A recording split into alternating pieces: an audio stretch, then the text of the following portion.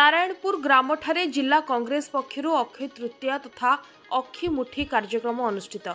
गजपति जिला रायगढ़ ब्लॉक अंतर्गत नारायणपुर ग्रामठारे आज सकाळ 8टा बेले जिला कांग्रेस पक्षरु अक्षय तृतीया तथा अक्षी मुठी कार्यक्रम अनुष्ठित होईछि।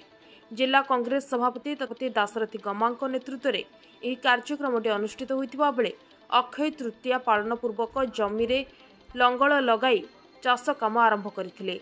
एही परिप्रेक्षी में भारतीय परंपरा अनुसार भूमि पूजन आदि कार्यक्रम आयोजन करा जायछि। एही कार्यक्रम में कांग्रेस वरिष्ठ नेता ईश्वर चंद्र माझी, संजय अधिकारी, महिला कांग्रेस सभानेत्री जस्मिन शेख और समस्त कांग्रेस कर्मी माने उपस्थित रहिथिले।